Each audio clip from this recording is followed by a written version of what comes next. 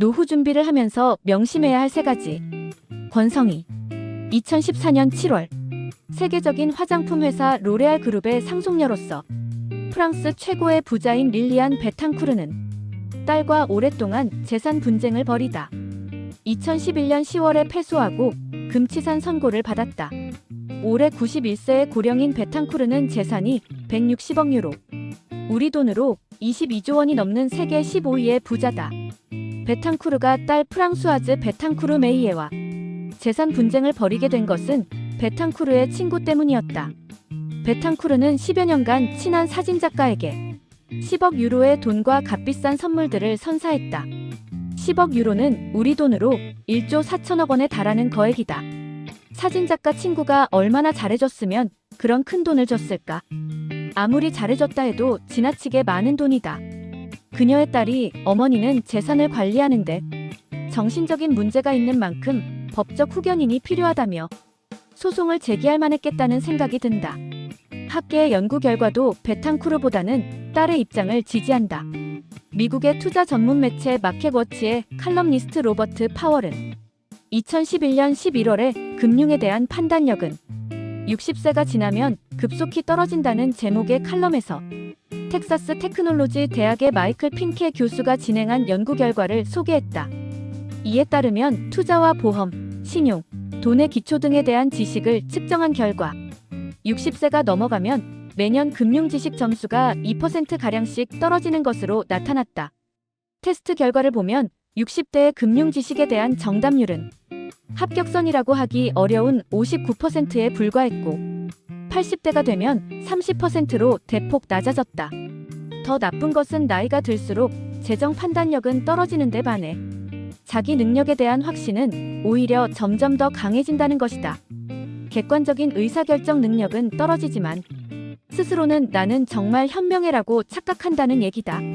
그렇다면 우리는 언제 돈 문제와 관련해 가장 똑똑해질까? 핀케 교수의 연구 결과에 따르면 40대 후반, 즉 45세에서 49세 사이였다. 핀케 교수는 금융 지식을 묻는 질문 가운데 일반인들이 가장 대답하기 어려워하는 10개의 질문을 뽑아 측정한 결과 40대 후반이 평균 6.4문항을 맞춰 점수가 가장 높았다고 밝혔다. 80대 초반은 40대 후반과 비교해 절반밖에 안 되는 3.3문항을 맞히는데 그쳤다. 두뇌가 40대까지는 꾸준히 발전하다 40대 때 정점을 찍고 꺾이기 시작한다는 것은 다른 연구 결과에서도 반복해서 확인되는 사실이다. 하버드 대학의 데이비드 레입슨 교수는 노인들이 40대에 비해 자신이 보유한 집의 가치를 잘못 평가하고 대출을 받을 때 더 비싼 이자를 지불하는 경향이 있다는 조사 결과를 2009년에 발표했다. 핀케 교수는 이런 현실을 감안할 때 40대 때 노후 대비를 시작하면서 다음 3가지를 명심하라고 조언했다. 첫째, 재정 문제에 대한 판단 능력이 60세가 넘어가면 떨어진다는 사실을 인정하라. 나는 예외라는 착각을 버려야 한다. 문제는 자신의 재정 판단 능력이 떨어지고 있다는 사실을 자신은 느끼지 못한다는 점이다. 핀케 교수는 나이가 70세가 돼도 80세가 돼도 자신의 판단력이 떨어지고 있다는 사실을 깨닫지 못한다며 이게 가장 위험하다고 밝혔다. 둘째, 60세가 넘어가면 복잡한 의사결정을 해야 하는 일을 피하도록 40대 때부터 대비해야 한다. 셋째, 40대부터 평생 동안 일정액씩 소득이 나오는 연금 상품과 자동적으로 투자 비중이 재조정되는 안정적인 금융 상품으로 갈아타는 것이 좋다. 나는 금융 지식이 많으니 다르다고 생각하는 사람도 있을 것이다.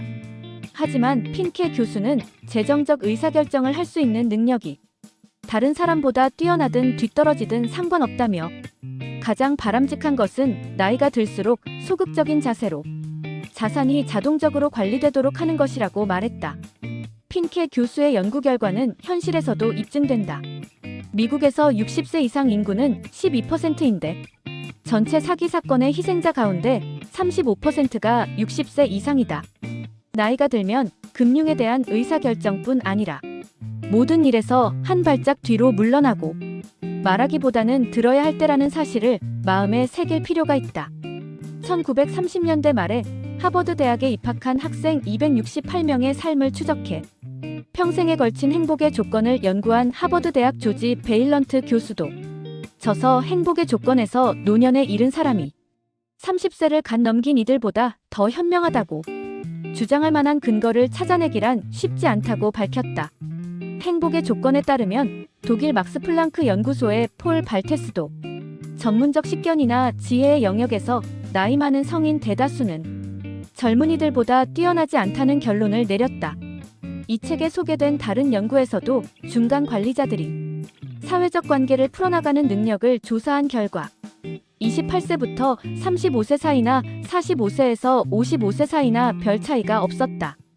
그러나 65세가 넘어가면 관리자로서의 업무 수행 능력이 현저하게 떨어졌다. 베일런트 교수는 우리가 나이가 들수록 지혜로워진다고 느낀다면 그것은 경험의 폭이 넓어져 좀 더 폭넓은 관점에서 삶을 조망하는 것이 가능해지기 때문이라고 밝혔다. 즉, 나이가 들수록 넓게 보고 넓은 마음을 가지고 포용할 수 있을 때에만 지혜로워지고 성숙해졌다고 말할 수 있다는 뜻이다. 젊었을 때는 목소리를 높여 외치고 혈기왕성하게 활동해야 한다. 계절로 치면 여름이기 때문이다. 하지만 나이가 들수록 남의 말에 귀를 열어두어야 한다. 가을이 되면 잘 익은 벼가 고개를 숙이는 것과 마찬가지로 자기 주장만 옳다고 고집하지 말아야 한다. 특히 퇴직금과 노후자금 운용에 관한 재정적 의사결정을 할 때는 더더욱 신중해질 필요가 있다. 직장인들 중에 노후 준비의 중요성을 부인하는 사람은 많지 않을 것이다. 하지만 당장 노후 대비와 관련해 어떤 의사결정을 하라고 하면 차일피일 미루기 일수다. 결국 정년을 앞두고 더 이상 물러설 곳이 없을 때가 되면 그제야 부랴부랴 의사결정을 서두른다. 이맘때가 되면 재정적 판단 능력이 흐려지고 자기만 옳다는 확신에 빠져 남의 말을 귀담아 듣지 않게 된다. 그만큼 잘못된 판단을 할 가능성은 높아질 수밖에 없다. 실수를 줄이려면 돈과 관련된 복잡한 의사결정을 일찌감치 해둘 필요가 있다. 이상 노후 준비를 하면서 명심해야 할 3가지에 대해 알아보았습니다. 이번 영상도 유익하셨다면 구독, 좋아요, 알림 설정 부탁드리겠습니다. 오늘도 오전에는 건강을, 오후에는 부를 얻는 하루 보내세요. 감사합니다.